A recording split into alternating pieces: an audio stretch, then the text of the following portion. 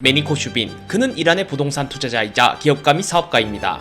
그의 또 다른 명칭은 길거리 노숙자에서 2억 5천만 달러의 자산을 가진 흑수저에서 부자가 되는 이야기의 주인공이라고 불리고 있죠.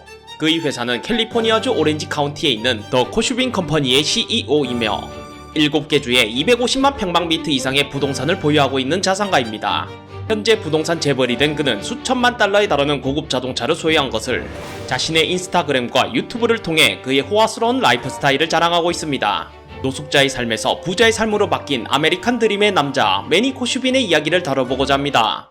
매니코 슈빈은 1985년 14세의 나이로 이란에서 미국으로 오게 되었습니다. 그의 가족은 이란의 혁명운동으로 인해 쫓겨나듯이 미국으로 오게 되어 집을 구할 때까지 차 안에서 온 가족이 몇 주를 보내야 했죠. 영어를 모르는 상태에서 돈을 벌기 위해 마트에서 선반을 채우는 일을 하며 때로는 고객으로부터 인종차별을 당하기도 하였습니다. 이러한 경험이 그의 경제적 자유를 꿈꾸게 했죠.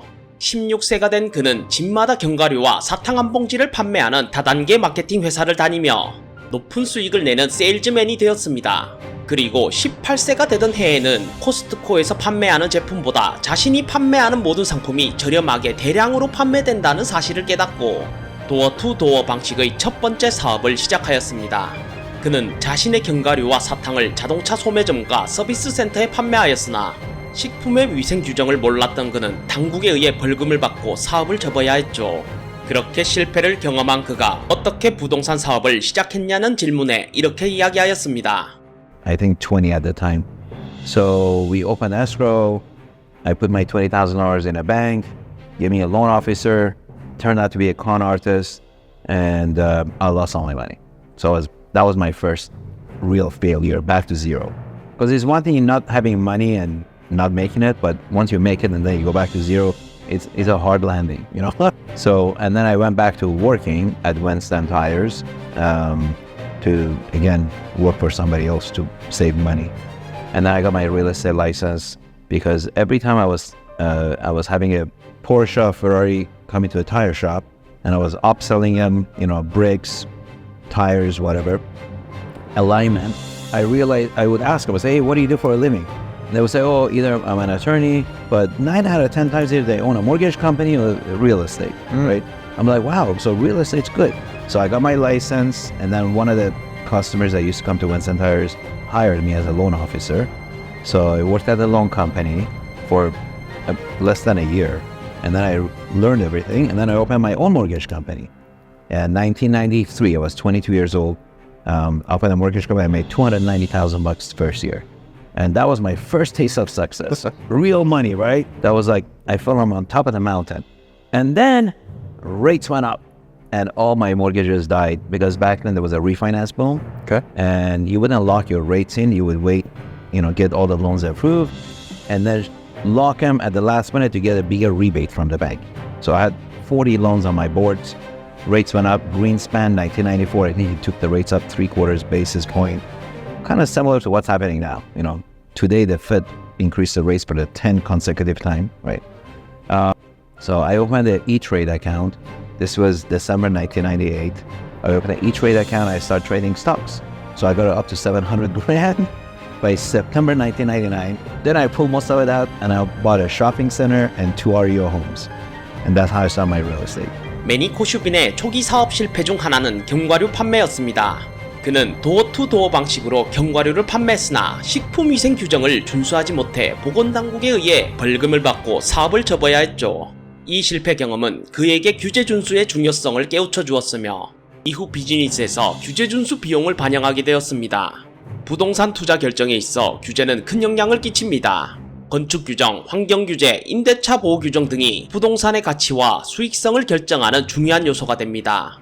매니코 슈빈은 이러한 규제들을 준수하면서도 수익성 높은 투자를 선별해야 했으며 규제 준수 비용을 고려한 경제적 타당한 투자 선택이 중요하다고 강조했죠. 그의 성공적인 부동산 전략 중 하나는 경기 침체기에 저평가된 자산을 매입하고 경기 회복기에 매각하는 시장 타이밍을 활용한 것이죠. 그는 부동산 및 주식시장의 변동성을 예측하여 투자를 결정하였는데 1999년 주식시장에서 자산을 청산하고 그 자본을 이용해서 부동산 시장에 진입하여 초기 투자로 큰 성공을 거두었습니다. 이는 시장의 흐름을 정확히 읽고 그에 맞춰 투자를 조절한 결과였죠. 이 전략은 대조적 투자의 전략의 한 예로 시장의 일반적인 추세와 반대로 행동하여 고수익을 달성하는 전략입니다.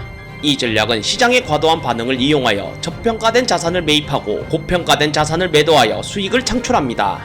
실제로 매니코 슈비는 2007년 금융위기 직전에 부동산 시장이 과열되었음을 감지하고 많은 투자자들이 여전히 구매를 계속하고 있을 때 그는 매도를 결정하며 자신이 소유한 부동산을 매각하여 큰 이익을 얻었죠. 그의 전략에서 중요한 경제학적 원칙은 리스크 관리와 레버리지의 활용입니다. 그는 낮은 이자율로 자금을 조달하여 고수익을 창출하는 부동산에 투자했으며 이는 금융 레버리지의 효과적인 활용을 보여줍니다. 이러한 활용법은 투자자가 소유한 자본보다 더 큰 규모의 부동산을 구매할 수 있게 하여 수익성을 증대시키죠. 그가 자신의 사업에서 적은 금액의 자본을 가지고 큰 규모의 부동산을 매입하기 위해 높은 레버리지를 사용하였는데 이는 그가 초기에 매입한 몇 개의 상업 부동산에서 높은 수익을 얻는데 결정적인 역할을 했습니다. 이러한 방식으로 매니코 슈비는 부동산 투자에서의 성공을 위해 필요한 전략적 접근 방법과 시장 이해의 중요성을 보여주며 사업에 필요한 초기 자산을 축적할 수 있었죠. 이렇게 성공한 그는 부동산을 시작하려는 사람들에게 자신의 경험과 노하우를 담은 조언을 하였습니다. Residential, well, nowadays with technology, back when I started 30 years ago, there was no internet. So I had to actually fly out to Houston, meet with the listing broker, walk the properties, and then I would pick which one I want to buy.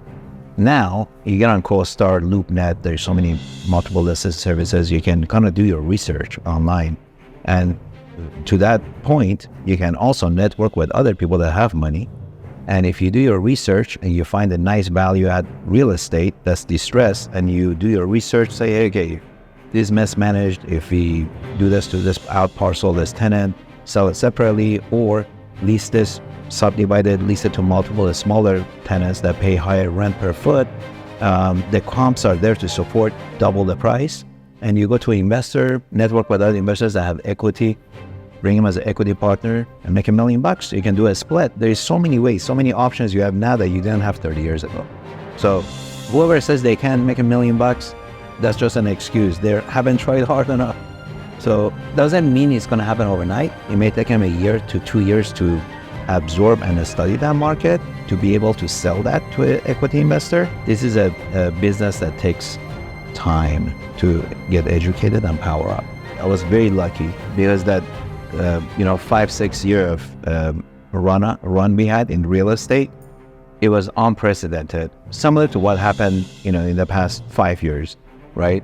But I use the same concept of just flipping out of each value add into the bigger deal. So what I'm saying is, if you take calculated risk and you know how to underwrite a property, and you're on the right cycle, your timing's right, real estate is pretty predictable. 매니코 슈비는 30년 전에는 인터넷이 없어 직접 휴스턴으로 날아가 부동산을 둘러보고 중개인을 만나야 했습니다. 하지만 현재는 루프넷과 같은 다중 리스팅 서비스를 활용하여 효율적으로 시장 조사를 할 수 있으며 이를 통해 원하는 부동산을 선택하고 분석할 수 있습니다. 또한 시장 사이클을 이해하고 리스크 관리를 해야 한다고 전하고 있습니다. 시장 사이클은 부동산 시장이 경제와 연동하여 겪는 주기적인 성장과 침체 변화 패턴을 의미하죠. 실제로 그는 2007년 부동산 시장이 과열되었음을 감지하고 고점에서 매각했습니다. 이는 시장 사이클의 이해를 바탕으로 한 전략적 결정으로 이후 발생한 금융위기 동안 상당한 이익을 확보할 수 있었죠. 이를 통해 부동산의 가치를 증가시키기 위한 가치 부과 전략을 이용하며 구입한 상업용 건물에 대한 재개발을 진행하여 임대 수익을 극대화했습니다. 특히 여러 세입자에게 임대하여 임대료를 높이고 그 결과 높은 수익을 얻었습니다. 그리고 그는 부동산 투자자들이 투자 부동산을 매각하고 그 수익으로 새로운 부동산을 구입할 때 자본이득세를 연기할 수 있는 세금 규정인 1031 교환을 활용하며 2007년에 자신의 부동산 포트폴리오를 매각한 뒤 그 자금을 이용하여 새로운 쇼핑센터를 구입하는 데 사용하였습니다. 이 과정에서 대규모의 세금 부담을 연기할 수 있었죠. 이러한 전략들은 부동산 투자에 있어서 핵심적인 요소들이며 매니코 슈빈의 경험은 신규 투자자들이 이러한 시장에서 성공적으로 자리 잡는 데 도움이 될 수 있습니다. 그의 조언대로 부동산 투자는 단순히 시도하는 것에서 그치지 않고 지속적인 학습, 네트워킹, 시장 이해를 통해 성공할 수 있습니다. 이러한 그의 이야기는 이민자로서 겪는 도전, 비즈니스에서의 실패와 성공, 그리고 개인적인 성장과 성취를 통해 얻는 교훈들을 보여주죠. 이번 영상을 통해 어려움을 극복하고 성공으로 나아가는 길에 대한 통찰력 향상에 많은 도움이 되셨으면 좋겠습니다. 지금까지 승리하는 사람들의 이야기 위닝 스토리였습니다.